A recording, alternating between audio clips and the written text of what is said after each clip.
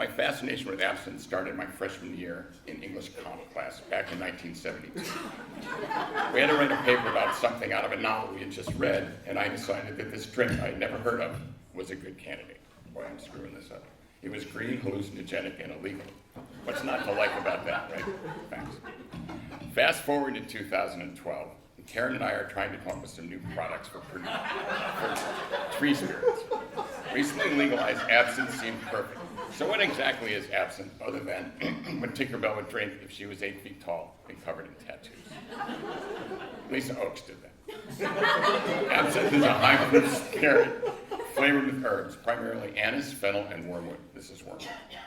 The anise and fennel give it a licoricy flavor, and the wormwood gives it its reputation. Wormwood has a chemical in it called fujan that's hallucinogenic at high concentrations. Now, it doesn't occur in high concentrations in absinthe, but that didn't really help. Paris in the 1880s is often compared to San Francisco in the 60s. And fujan is often compared to the THC in marijuana. Nothing can be further from the truth. San Francisco is on the Pacific coast, and the marijuana plant's a lot taller.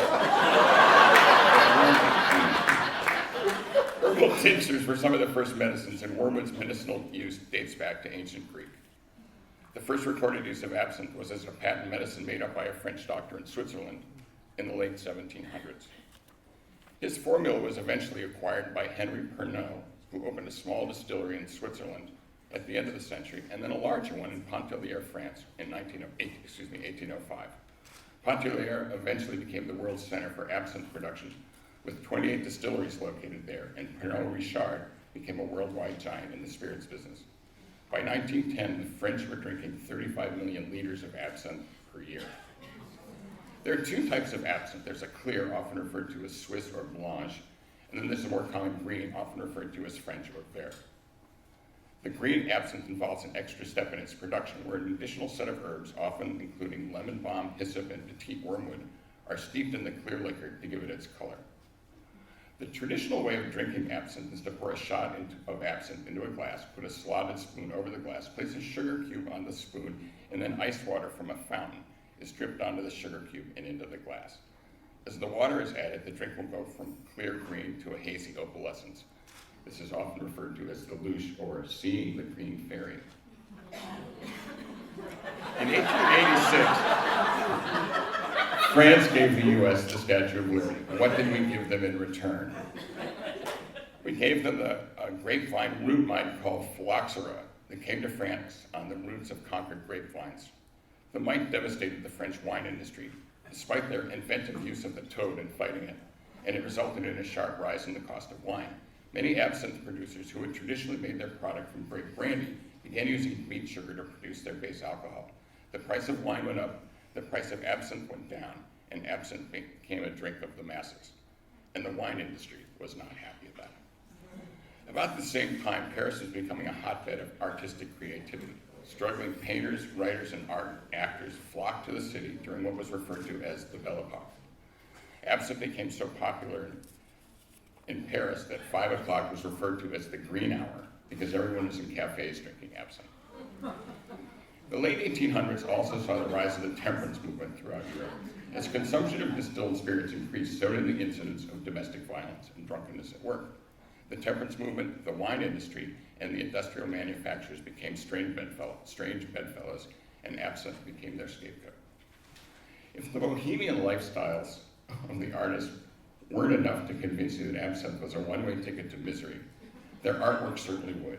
Invariably, their subjects were down on their luck, depressed addicts, or just plain crazy. Van Gogh was rumored to have cut off his ear in an absinthe fit.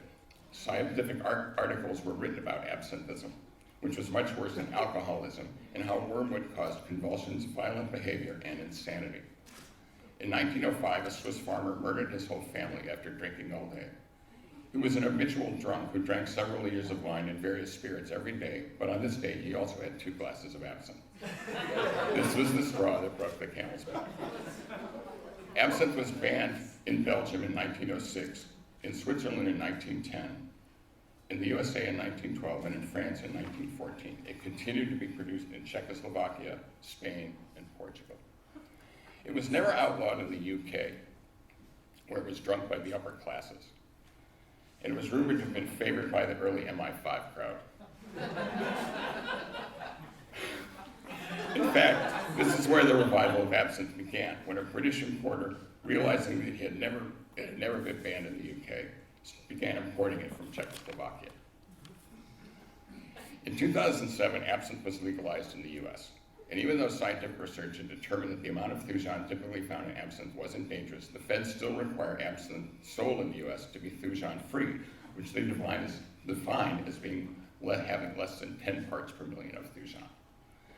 So you have to send them a sample for testing. This is our sample. Our first batch, made from a traditional French recipe, tested out at 22 parts per million. Of course, we drank that one. Then we had Holy College organic chemistry professor Bas Tomator test that same sample with the equipment at Holy, and then the same equipment that the feds used, and it came out at 5 parts per million. So, I don't know. We weren't going to fight that. We just submitted another sample, and it passed. Then the label had to be examined to make sure it didn't promote the idea that this product was hallucinogenic or psychotropic. None of that there, right?